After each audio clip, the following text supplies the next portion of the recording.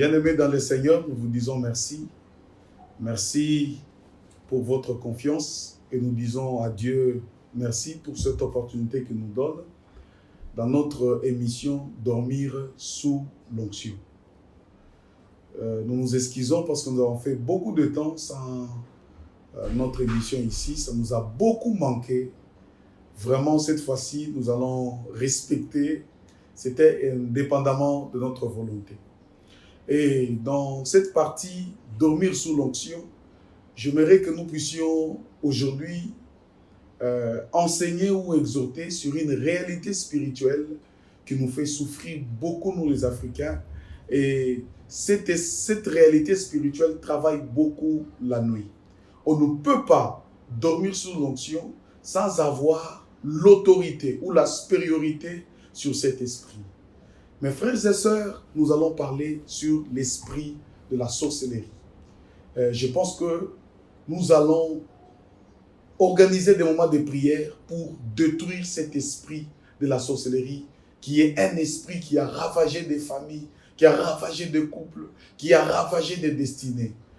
Avant d'aller loin, je crois au fond de mon cœur, par la grâce de Dieu, il nous accordera la victoire sur cet esprit. Avant que j'aille plus loin, mes amis, j'aimerais que nous nous mettions d'accord. Dans ce domaine de la sorcellerie, il y a une partie des gens qui disent que la sorcellerie n'existe pas. Parmi des gens, il y a des intellectuels qui veulent tout expliquer par A plus B. Pas seulement des intellectuels. Il y a des religieux. Il n'y a pas seulement des religieux. Bon, il y a des gens qui ne croient pas que la sorcellerie existe. Avant que je puisse commencer, j'aimerais qu'on se mette d'accord. Pour que nous, en tant que chrétiens, nous croyons à l'existence de la chose, nous avons notre boussole, nous avons notre constitution, qui est la Bible, n'est-ce pas? Qui est la Bible. C'est pourquoi j'aimerais, il y a des gens qui disent que la sorcellerie n'est pas biblique, le combat spirituel n'est pas biblique, c'est pourquoi nous allons étudier avec vous si la sorcellerie est biblique ou pas. Lisons la parole de Dieu. Bon, commençons. Je vais vous donner 5 portions des Écritures, dans plusieurs versions d'ailleurs. Et ces versions nous parlent de l'existence de la sorcellerie. Commençons Exode 22, 17. Première portion des Écritures. Vous ne laisserez pas vivre une femme qui pratique la sorcellerie. Ça, c'est la version français courant. Tu ne peux pas laisser une femme qui pratique la sorcellerie. Ici, Exode nous parle clairement d'une femme qui pratique la sorcellerie. Et vous ne laisserez pas vivre cette femme qui pratique la sorcellerie. Allons 2 Rois, chapitre 9, le verset 21. Toujours dans la même version français courant. Dès que Roham voit Jéhu, il lui dit, « Est-ce que tu apportes la paix, Jéhu ?» Jéhu répond, « Quoi? La paix? Impossible. Tant que ta mère, Jézabel, continue d'adorer les faux dieux et de pratiquer la sorcellerie. Tant que Jézabel adore le faux dieu et pratique quoi? La sorcellerie. » Deuxième portion des Écritures. La Bible dit, le témoignage des deux est certifié, est déjà vrai, mais ici on en a 2. Pour que nous tous nous soyons d'accord, j'aimerais ajouter d'autres portions des Écritures. Lisons, ça c'est la version d'Arby, Deutéronome chapitre 18. J'aimerais nous rappeler que Deutéronome, c'est un livre qu'on appelle Code de conduite. C'est comme une constitution. Moïse sait qu'il ne va pas entrer à Canaan et il le donne au peuple d'Israël des directives. Il dit, vous allez entrer à Canaan, regardez ce que vous allez observer. J'aime beaucoup ce qu'il dit. Deutéronome 18, on peut commencer à partir du verset 9 jusqu'au 10e verset. Nous lisons au nom de Jésus-Christ. Quand tu seras entré dans le pays que l'Éternel, ton Dieu, te donne, tu n'apprendras pas à faire selon les abominations de ces peuples. 10. Il ne se trouvera au milieu de toi personne qui fasse passer par le feu son fils ou sa fille, ni de vin qui se mêle de divination, ni pronostiqueur, ni enchanteur, ni magicien, ni sorcier. Donc Moïse dit, quand vous allez entrer à Cana, il y a une catégorie de personnes qui ne doivent pas être à Cana. Et il dit, parmi cette catégorie, vous devez savoir, il y a des gens qui pratiquent la sorcellerie. La version, je pense, Samuel dit, c'est lui qui pratique la sorcellerie. Donc, je vous donne un troisième témoin dans la Bible qui parle de la sorcellerie. N'est-ce pas? Mais il y a quelque chose que j'aime beaucoup, deux versets, je vous ajoute 4, il y en a beaucoup. Il y en a beaucoup. Psaume 58, verset 5. Nous lisons. Qui n'entend pas la voix des charmeurs, du sorcier expert en sorcellerie. Il n'y a pas que des experts en droit, il n'y a pas des experts en économie, il y a aussi des experts en sorcellerie. Darby, Psaume 58, 5. Les experts en sorcellerie. Quand vous lisez Ésaïe 47, le verset 9 parle aussi de la sorcellerie. Quand vous lisez Ésaïe 47, tiens-toi là avec tes sortilèges, voulais-je dire, avec la multitude de tes sorcelleries. Donc il y a des gens qui ont une multitude de sorcelleries. Amen. Hein? Donc ensemble avec nous, nous avons compris que la sorcellerie existe. La Bible en parle. J'ai plus de 8 versets, 8 livres qui parlent de la sorcellerie. Amen. Hein? Maintenant, écoutez mes amis, je ne veux pas aller dans des termes grecs, dans beaucoup de choses. Qu'est-ce que la sorcellerie? La sorcellerie, c'est un esprit de haine, de méchanceté qui tire sa force dans des familles. Vous savez, mes amis, la différence entre la sorcellerie et d'autres esprits. Il y a des esprits qui travaillent dans les milieux professionnels. Par exemple, l'occultisme, la franc-maçonnerie, la rose-croix, ça peut travailler dans les milieux estudiantines, dans les milieux scolaires, ça peut travailler. Mais la sorcellerie, c'est un esprit de famille. C'est pourquoi Moïse dit qu'on ne trouve personne qui pratique la sorcellerie dans ta maison. Dans ta maison, qui pratique la sorcellerie. C'est un esprit de méchanceté. C'est un esprit destructeur. C'est un esprit de sabotage. Avant, je parlerai sur le profil des sorciers. Je parlerai sur la mission de la sorcellerie. Et je parlerai aussi comment la sorcellerie fonctionne, comment découvrir un sorcier. Mais d'abord, je veux vous révéler.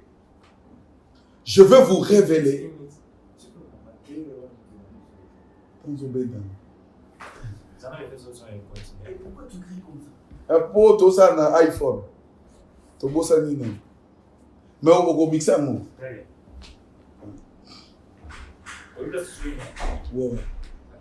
Je vais vous parler maintenant de 4 missions principales de la sorcellerie. Les 5 même. 5 missions principales de la sorcellerie. Quand vous voulez combattre la sorcellerie, combattez ces 5 missions. C'est-à-dire la nuit d'aujourd'hui, nous allons attaquer les puissances de la sorcellerie, mes amis. Première mission de la sorcellerie, retenez ça. La première mission de la sorcellerie, c'est de souiller la famille. Ça, la mission de souiller la famille. Écoutez mes amis, écoutez ce que Jésus dit. Il donne un principe très spirituel. Il dit, quand on chasse un esprit impur dans un homme, cet esprit part et il va aller chercher cet esprit méchant. Et quand ils vont venir, la situation deviendra pire qu'avant. Pourquoi on ne dit pas quand on chasse un esprit méchant? On dit un esprit impur. Un esprit impur a pour objectif de venir souiller d'abord la personne avant que les esprits méchants viennent le frapper. C'est pourquoi il y a des familles. Première mission qu'on donne aux sorciers, d'abord c'est de souiller la famille. Ils peuvent injecter l'esprit de l'impudicité dans la famille. Ils peuvent injecter l'ivrognerie. Ils peuvent injecter surtout ce qu'on appelle l'inceste. Quand la famille est souillée par ce genre de péché, les esprits méchants ont la porte pour venir frapper.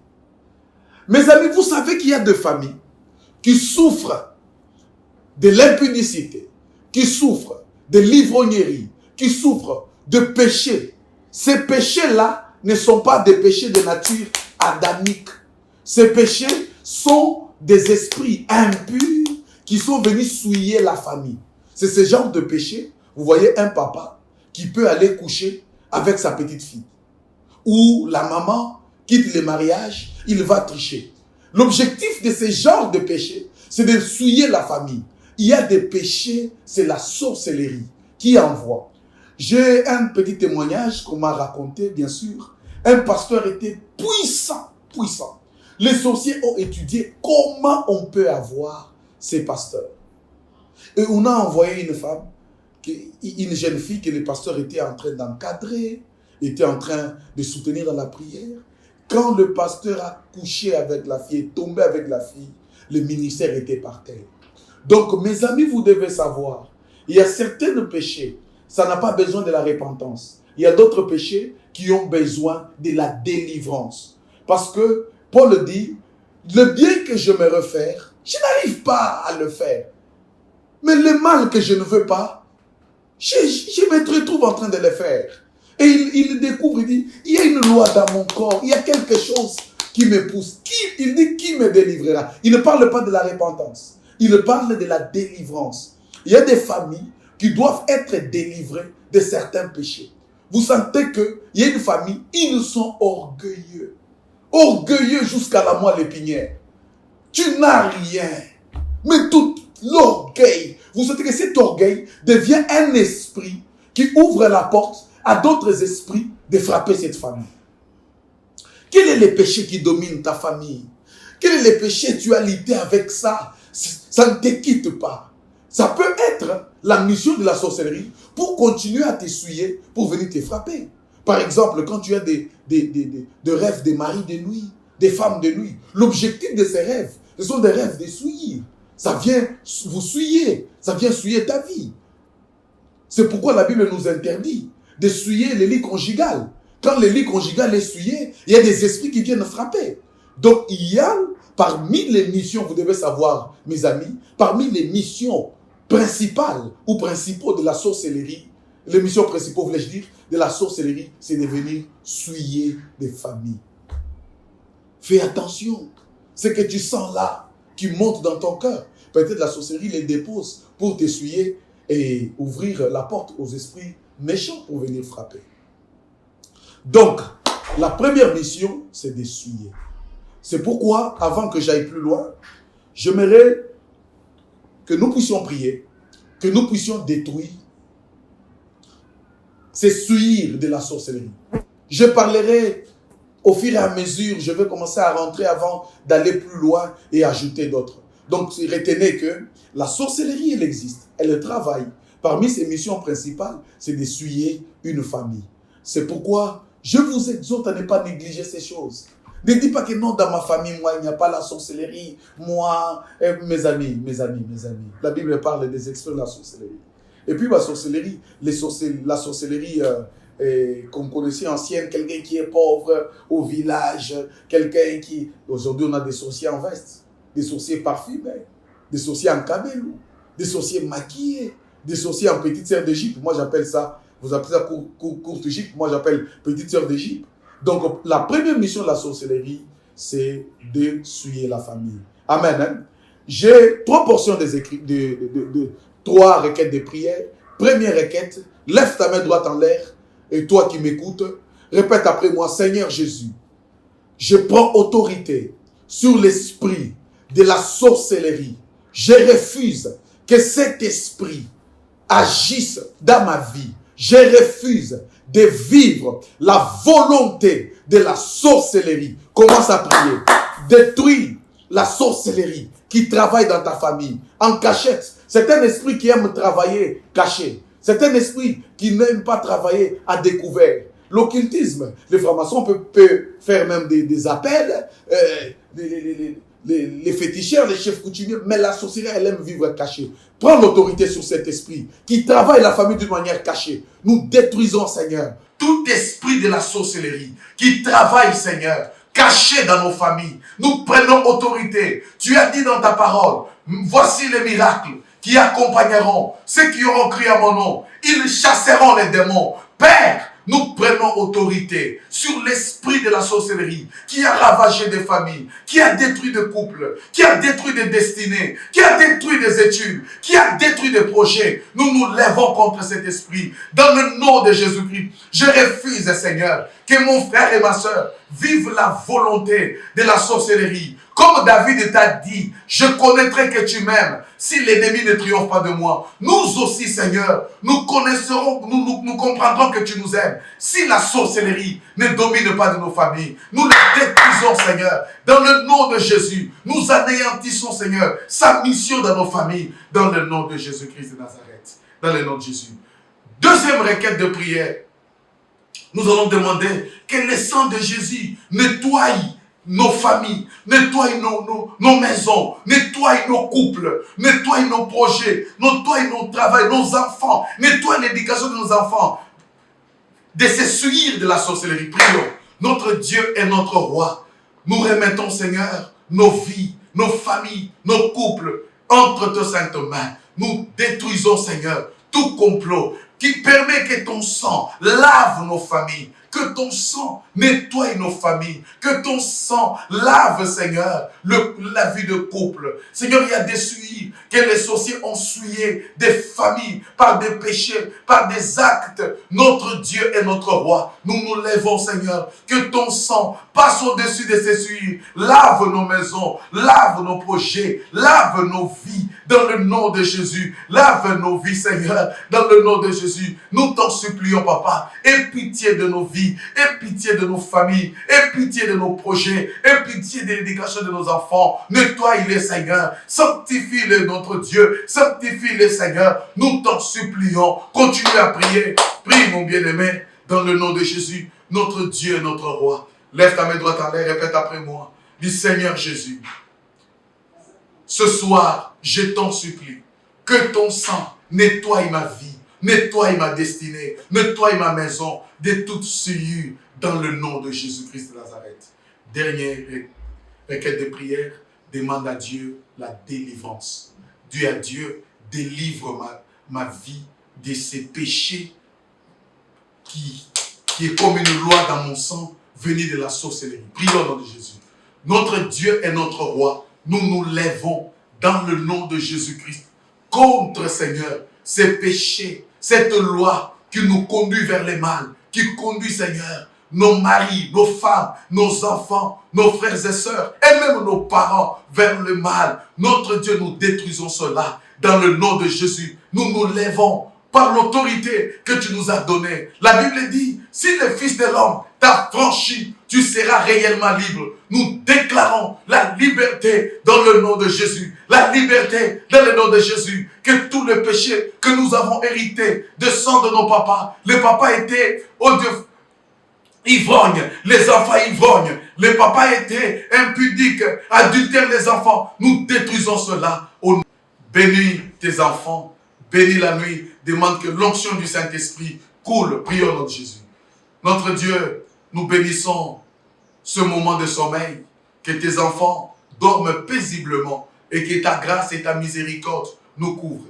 Que l'onction des révélations, Seigneur, ô Dieu, nous accompagne. Nous détruisons tout esprit de la sorcellerie dans le nom de Jésus. Amen. Est-ce qu'on peut acclamer le Seigneur? Est-ce qu'on peut acclamer le roi de rois? On peut acclamer l'autorité suprême de l'univers. Et rendez-vous encore demain. Que Dieu vous bénisse abondamment.